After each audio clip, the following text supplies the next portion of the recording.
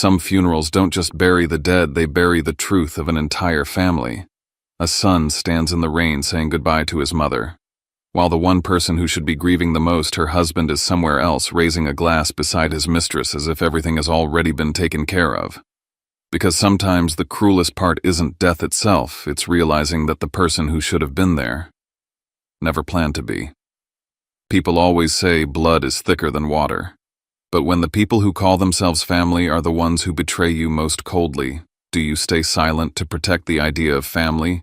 Or do you face the truth, even if it means everything you believed in will collapse? Before we dive into today's story, let us know where you're tuning in from. It's always amazing to see where our stories travel. Don't forget to subscribe so you won't miss the next twist in this journey. Now, let's listen to him from the heart.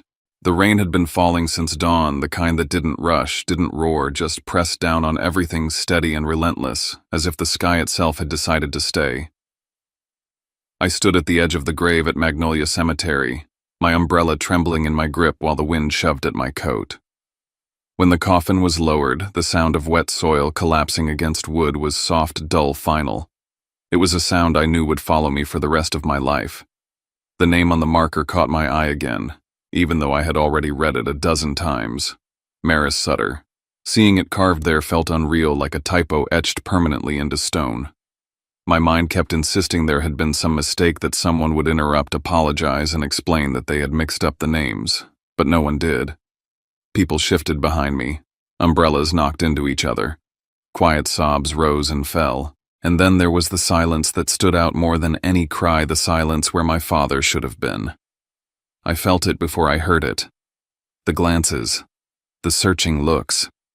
People turning their heads, slightly scanning the rows of black coats as if Garrick Sutter might suddenly materialize between one blink and the next. A murmur moved through the crowd, sharper than the rain. "Where's her husband? He didn't come." I didn't turn around. I didn't need to. I already knew. My phone vibrated in my pocket, a short, impatient buzz that felt obscene in a place like this. I pulled it out and saw his name. Just one message. No call. "Busy with work. Handle the funeral. I'll take care of the paperwork." That was it. No apology. No acknowledgement of what day it was. No question about whether I was standing upright or falling apart. It read like an email sent to an assistant who had failed to file something on time. Something inside my chest tightened, not sharply, but deeply. The kind of pressure that doesn't scream, just settles in and refuses to leave. The priest's voice drifted on words about peace and rest and eternal life, but they slid past me. I could only hear the rain and my own breathing. And then a small hand tugged at my sleeve. I looked down and saw Junie, my cousin's daughter, her eyes wide beneath the hood of her little black raincoat. Her cheeks were pink from the cold. "Uncle Bram," she whispered, her voice careful, like she knew she was asking something fragile. "If Grandma's in heaven, can she see us?" The question hit harder than the coffin ever could. I crouched down in front of her, forcing my face into something steady, something reassuring. "Yeah," I said, the word coming out rougher than I intended. "She can see us." Junie nodded, satisfied, and turned back toward her mother. I stayed there for a second longer, realizing with a hollow certainty that I didn't fully believe the words I'd just said. The woman who used to call me every Sunday, who reminded me to eat breakfast and scolded me for skipping sleep, she had vanished without leaving so much as a goodbye. When the service ended, people began to drift away in clusters, their footsteps sucking softly at the mud. Condolences brushed past me, well-meaning and useless. Eventually the crowd thinned until it was just me, the grave, and the rain. I stood there long after everyone else had gone. Mud clung to the hem of my pants. Water pooled in the indentations left by shoes and shovels. I stared down at the fresh earth, my throat burning. "I'm sorry," I whispered, though I wasn't sure for what. Then quieter, more dangerous. "If someone did this to you, I won't forget." Lightning flickered somewhere far off, briefly bleaching the sky white. I took it as nothing. Or maybe as everything. I walked back to my car, feeling heavier than when I'd arrived. Before starting the engine, I opened my phone again, this time not to check messages, but to distract myself from the silence waiting at my apartment. My father's social media page loaded almost instantly. The photo was bright. Too bright. Blue sky. A beach I recognized from postcards Maui. Garrick stood with his arm around a woman I'd never met but already hated. Sloane Hartwick. Champagne glasses raised, smiles wide and untroubled. The caption read, "New Beginnings." My hands tightened around the phone. Something shifted inside me, then sliding from grief into something colder, sharper. While I was standing in the rain burying my mother, my father was celebrating under the sun. That wasn't absence. That was relief. As I drove away from the cemetery, one thought kept circling my mind, slow and insistent. If he could smile today of all days, then maybe my mother's death hadn't caught him off guard at all. That night, my apartment didn't feel like a place to rest. It felt like a waiting room I'd been locked inside after everyone else had already been called in. I peeled off my wet clothes and left them in a heap by the door. The lights flickered once, then steadied. Thunder rolled somewhere over Charleston, deep and distant. I sat on the edge of the couch, still wearing my shoes, staring at nothing. Eventually, I reached for my phone again, not to check my father's page this time, but to scroll through old photos of my mother. Her hands streaked with paint. Her smile crooked from laughing too hard. Her standing in my kitchen years ago, pointing a finger at me and warning me not to skip meals. Each image felt like proof that she had existed, and that the world had erased her far too efficiently.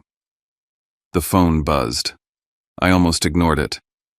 My first thought was that it was another message from a relative or an automated reminder I'd forgotten to turn off. But when I glanced down, my breath caught so sharply it hurt. Mom. Her name. Her number. Exactly as it had always been saved. For a long second, I didn't move. The room seemed to tilt just slightly. My thumb hovered over the screen as if touching it might make whatever was happening real. The message was short, direct, no hesitation. I'm not dead. Come to the cemetery, now. My mind fractured into pieces. This was impossible. Phones could be spoofed, numbers could be cloned, people played cruel jokes. That had to be it. And yet my body had already made a decision. I stood up so fast the coffee table rattled. I grabbed my keys and jacket, my heart slamming against my ribs as if it knew something my brain was still refusing to accept. The rain had sharpened by the time I reached my car. Wind shoved at the door as I climbed in. I started the engine and pulled out into the street, my windshield wipers fighting sheets of water that blurred the world into streaks of yellow and red. As I drove, I kept checking the rearview mirror, then my phone, then the road again.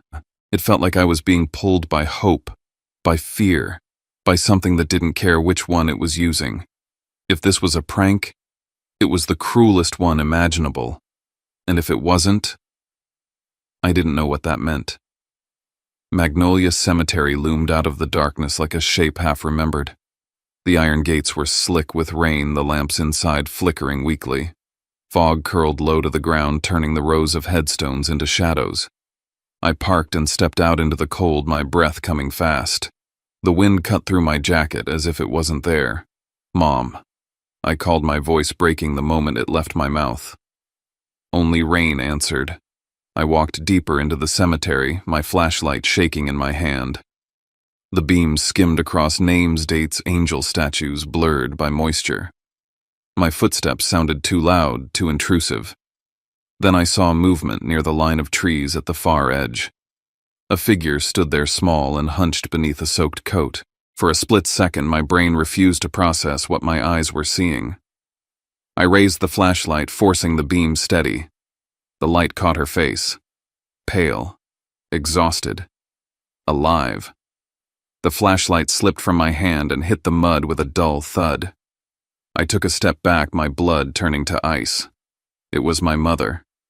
She looked at me the way someone looks when they're afraid of being real.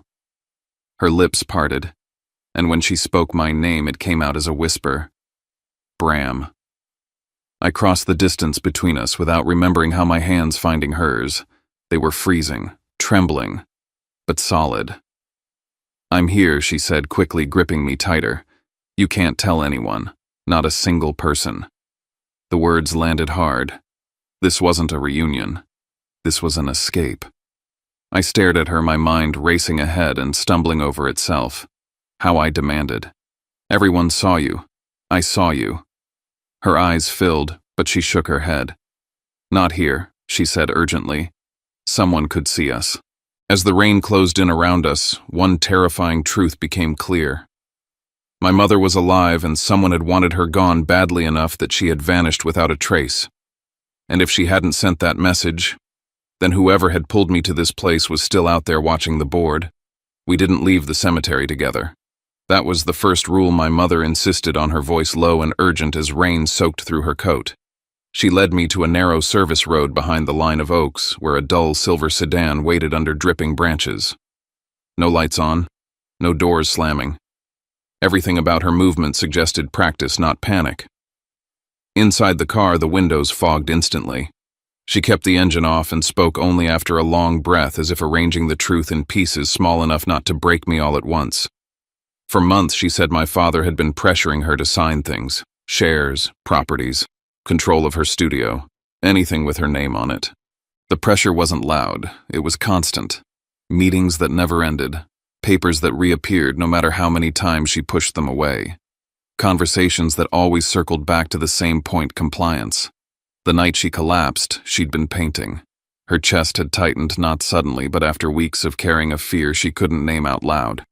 The ambulance took her to MUSC. She remembered fluorescent lights, the smell of antiseptic. And then my father walking into the room, not with worry, but with a folder. He asked her to sign while she could still hold a pen. When she refused, he didn't argue. He didn't plead. He left.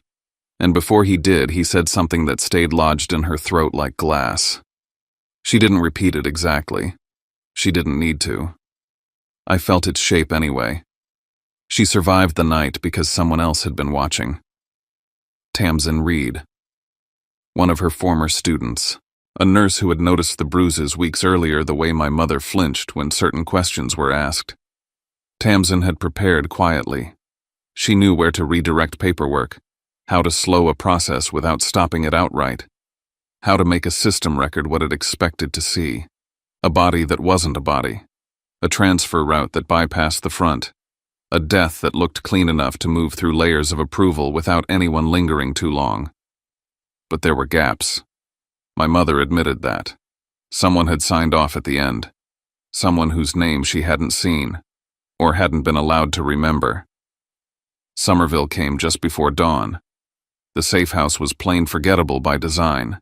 Thick curtains, deadbolts, no photos, no internet.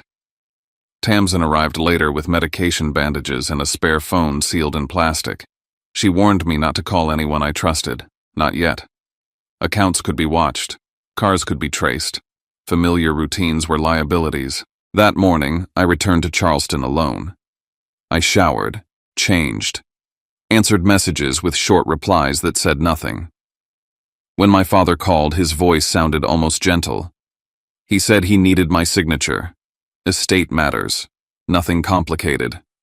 He suggested I come by the house that evening. I agreed without hesitation. At the old village house, everything gleamed. Marble, glass, silence arranged to impress. My father greeted me with a hand on my shoulder and a smile that never reached his eyes. He spoke about moving forward, about not clinging to the dead, about protecting what was left. The folder he slid across the desk was thick. Transfers, consolidations. My mother's name appeared everywhere. And then I saw the signature. Perfect, rounded, too perfect. I told him it wasn't hers. He didn't deny it. He adjusted. His voice cooled. He reminded me of responsibilities, of consequences. In that moment, I understood something clearly for the first time. My mother hadn't nearly died because of her heart. She'd nearly died because of paper. When I stood to leave, my gaze caught on a detail behind his desk. A safe, half hidden by a framed family photo.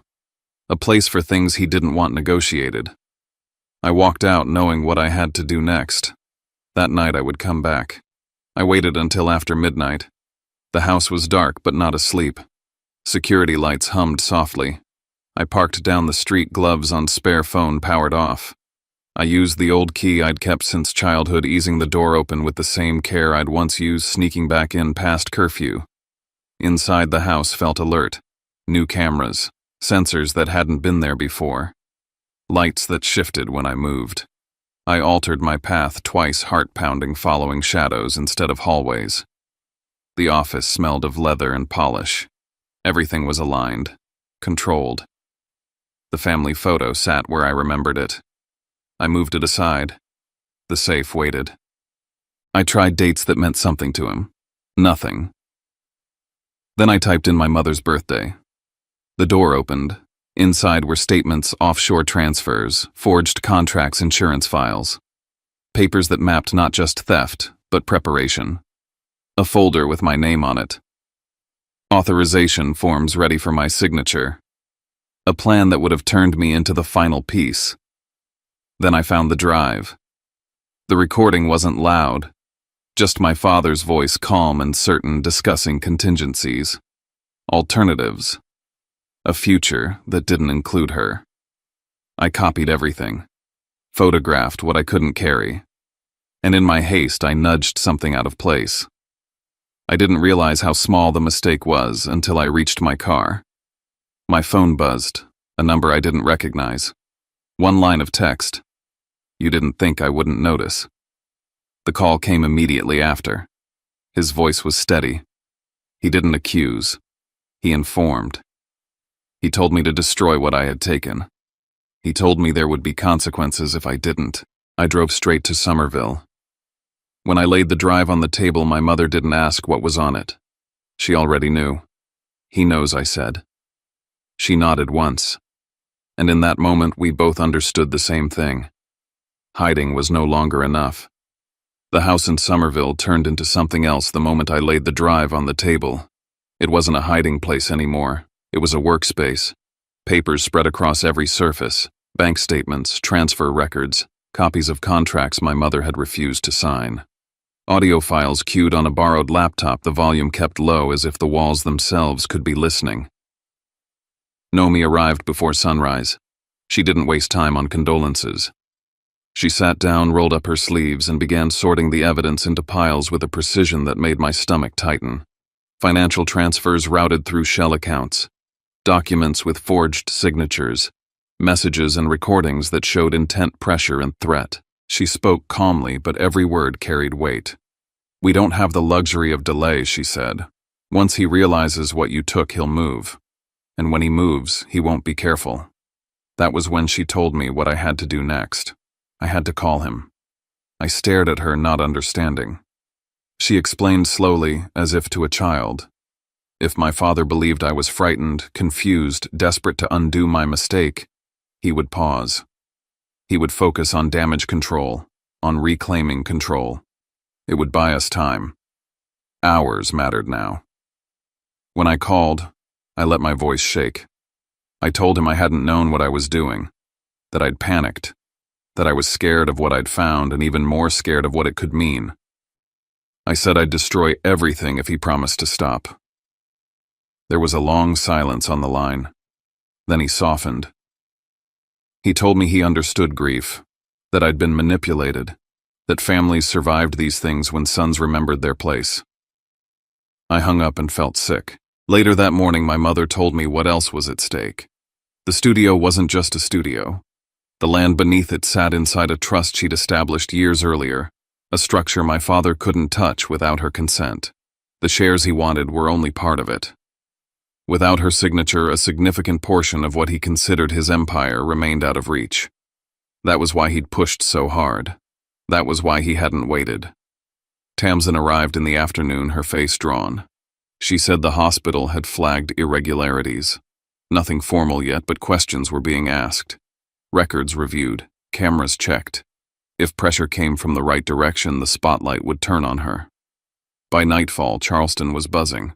A local reporter named Raina Polk ran a piece questioning why a prominent businessman had missed his wife's funeral while vacationing overseas. The story spread fast. Screenshots multiplied, comments sharpened. My father hated losing control of the narrative. We split the evidence. Physical copies sent from one location, digital files uploaded from another, encrypted backups placed in hands that weren't mine. Nomi handled the rest. That night a car slowed outside the house. Headlights swept across the curtains. Gravel shifted near the fence. I watched from the dark, my breath shallow, knowing the performance had worked but only enough to draw him closer. If he came, I wouldn't run. The rain returned just before midnight. I turned off every light, drew the curtains tight. The house held its breath with us. When the car stopped outside, my mother's hand found mine. It was cold, steady. She wasn't afraid of being seen. She was afraid of what would happen if I stood between them. The knock came hard enough to rattle the frame. Bram, my father, called. Open the door. I stepped into the entryway and opened it just enough to block him. He tried warmth first, told me he was worried, that I'd been misled, that we could talk like family. Then he pushed past me. His eyes scanned the room, sharp and searching. Where is she? My mother stepped into the light. For the first time, I saw him lose control. His face drained. His breath caught. He whispered her name like it might vanish if he said it too loudly. She didn't raise her voice. She didn't accuse.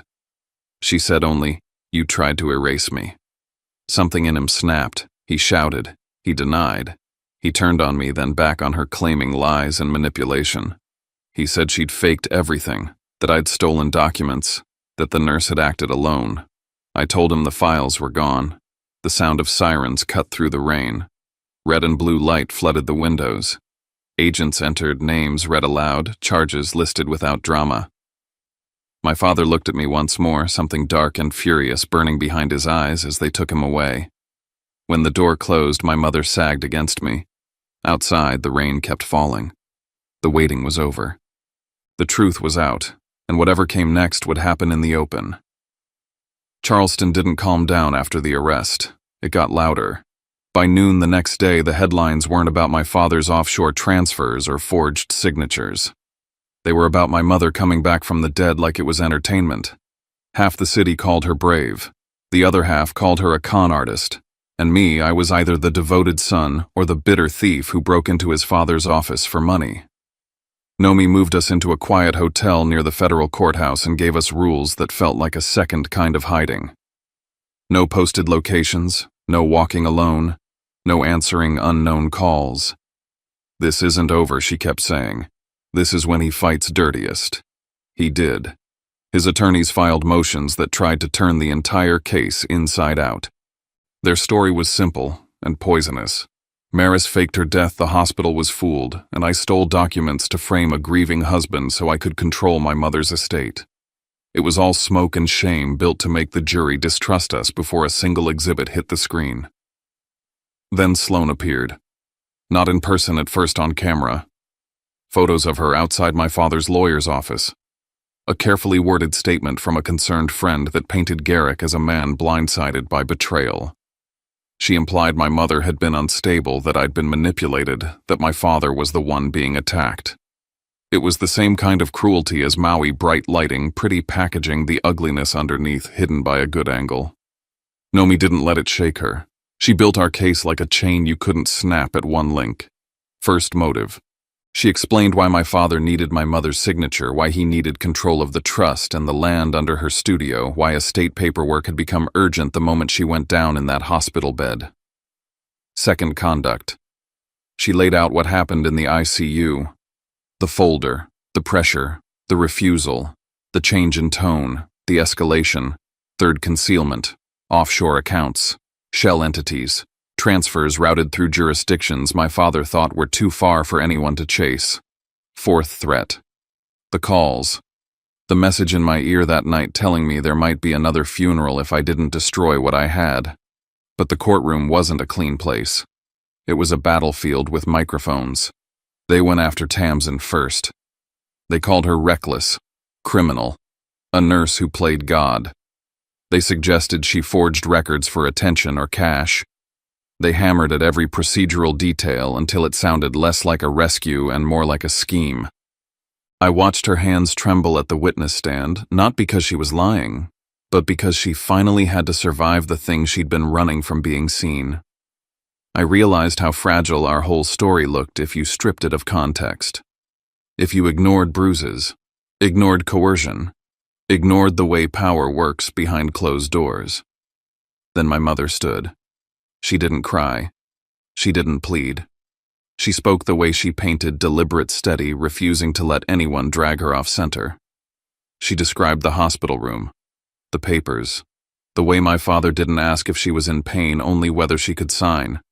She described the months before that, the requests that became demands, the meetings that became traps, the feeling of being watched in her own home. She didn't say she faked her death for drama.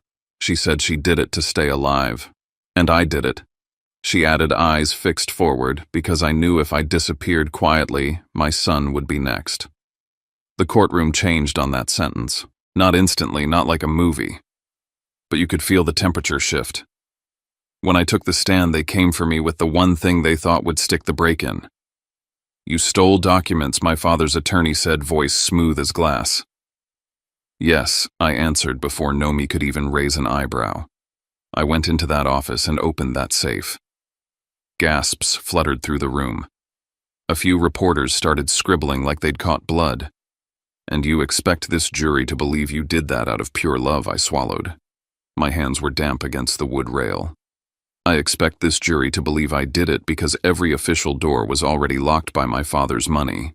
Because the documents he wanted me to sign had my mother's signature on them while she was supposedly dead. Because I knew if I played nice, I'd become the legal cover for whatever he'd already done. They tried to paint it as greed. I told them the truth. I didn't want his assets. I said, voice tight. I wanted my mother alive. I wanted her not buried twice, once in the ground and once in paperwork. Nomi saved the hardest piece for last. Not the statements, not the transfers, not even the forged signatures. She played the audio, my father's voice calm and practical, talking about my mother like a problem, talking about alternatives if she didn't cooperate, talking as if her absence could be managed the way a balance sheet could. It didn't matter how his attorney spun it.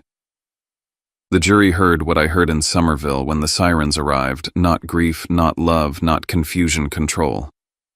By the end of the day, my father finally looked at us. Really looked. Not as family, as variables. When the jury filed out to deliberate, my mother's fingers found mine under the table. She held tight, and I realized my hands were shaking. We had done everything right. And still I felt the old fear claw up my spine that power could rewrite reality if it shouted loud enough. As the courtroom emptied, one question kept drilling into me sharper than any lawyer's voice. That first night, the message from my mother's number, if she hadn't sent it, who did, and why did it arrive at the exact moment I would have broken? The jury came back the next afternoon. I watched their faces as they filed in. I tried to read them and failed. My throat felt raw from holding my breath for hours. Guilty, the foreperson said, and the room seemed to exhale all at once. Guilty on the fraud, guilty on laundering, guilty on forgery, guilty on threats tied to an effort to remove my mother as an obstacle. My father didn't explode, he didn't shout. He just went still, as if the word had cut the last thread keeping his posture upright. At sentencing, the judge didn't dress it up. My father had used money like a weapon and people like tools. He'd tried to turn a marriage into a transaction, a hospital bed into a signing station, a funeral into a convenience. The punishment matched the scale of what he'd done. When the sentence was read, decades, not years, I didn't feel triumph. I felt my lungs finally open, like I'd been underwater since Magnolia Cemetery. As marshals led him away, he turned his head. His eyes landed on me, and for a split second I saw the father I used to chase down the hallway when I was a kid. Then that softness snapped back into something colder, a look that promised I'd pay for embarrassing him. It wasn't a plea. It was a hook. And I understood then that the last thing he wanted wasn't forgiveness. It was guilt. The kind that keeps you awake, keeps you small, keeps you living as if you owe him something even after he's gone. Outside, cameras swarmed. They asked my mother if it felt like victory, if she felt satisfied. She paused, and her voice came out tired but clear. "It doesn't feel like victory," she said. "It feels like freedom." The questioners stumbled over that. There was nothing to sensationalize in it, no revenge, no celebration. Just a woman claiming her own life. Sloane tried to disappear once the case turned. She didn't vanish cleanly. Records surfaced, travel receipts, messages, small proof that my father's absence from the funeral wasn't an accident or a misunderstanding. It was a choice made by a man who believed the board had already been cleared. When it became convenient, she acted shocked. When it became dangerous, she detached. None of it surprised me. It only confirmed what I'd felt the first time I saw her on that beach. She wasn't the engine. She was the mirror my father liked looking into. When things quieted enough for me to think straight, I asked Nomi to help me answer the questions that still burned. How did he find the Somerville house so fast? It was me. Not on purpose. Not with betrayal in my heart. Just with carelessness I didn't realize was carelessness. A shared family location service I'd forgotten was still tied to my vehicle account. A login I hadn't fully severed. One small thread that led straight from my fear back to the man who had taught me how to hide. He didn't need an inside informant. He needed the control he'd already built into our lives. Then there was the message. I asked Tamsin to meet me privately away from lawyers and reporters and hospital corridors that still felt like traps. She looked older than she had weeks earlier, like the stress had carved time into her face. I need to know I told her. That night. The text. She hesitated, then nodded. It was me, she said. My chest tightened. You sent it from my mom's number. She was too weak, Tamsin said quietly, and terrified. She didn't want that phone active near her. She thought he might trace it, or that someone at the hospital could access records. I had her device. I used it because it was the only way you'd come. If I'd messaged from mine, you would have questioned it long enough to stay home. I stared at her. Anger flashed, then collapsed into something else, something like understanding. You didn't tell me, I said. I couldn't, she answered. You were already on the edge. And if you'd known, you might have said the wrong thing at the wrong time. You had to believe it came from her. You had to move. She took a breath, then added, and you needed to go that night. Not the next day. Not after you'd slept. He was already accelerating the paperwork. He was already locking things down. If you hadn't opened that safe when you did, there's a good chance the evidence would have been moved where none of us could reach it. So it wasn't fate. It wasn't the universe calling on my mother's behalf. It was a nurse who saw a bruise and decided a lie was the only way to keep a woman alive long enough to tell the truth. When Charleston finally became too loud to breathe and my mother and I left, we found a small place near Isle of Palms, close enough to the ocean that the air tasted like salt and clean distance. My mother kept her days simple, painting again, teaching a few local kids who didn't know her name from the headlines. I opened a small design studio and put our names on the sign not as branding, but as a promise, honesty, or nothing. Some nights I still heard the rain in my head, still saw the coffin sinking into wet ground, still felt the cold shock of that flashlight beam catching her face among the trees. But over time, the fear loosened its grip.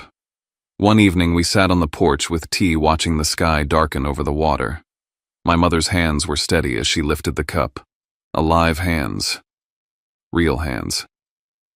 I realized I wasn't scanning the street anymore, not waiting for headlights to sweep the curtains, not bracing for the next threat disguised as family. We didn't get everything back. Maybe we never could. But we got the one thing my father never understood the value of until he lost it. The right to live without asking permission. When a story like this ends, it doesn't always feel like a win. It feels like an exhale, like the moment you realize you've been holding your breath for years. And maybe that's what we take with us tonight. The truth can be delayed, buried under paperwork and polished smiles, but it still has a way of finding air, especially when one person chooses to protect life over image. We also learn something quieter. Sometimes the kindest thing we can do for ourselves is name what's happening, draw a line, and stop calling it love when it's really control. Not to punish anyone. Just to finally be able to live without fear in our own skin and to keep our heart tender without letting it be used. If this story stayed with you, I'd love to know where you're listening from, and if you want, leave a few lines in the comments about the moment that hit you the hardest. And if you'd like to keep traveling with us through stories that remind us we're not alone, subscribe and come back next time. Until then, take good care. Good night, and I'll see you soon.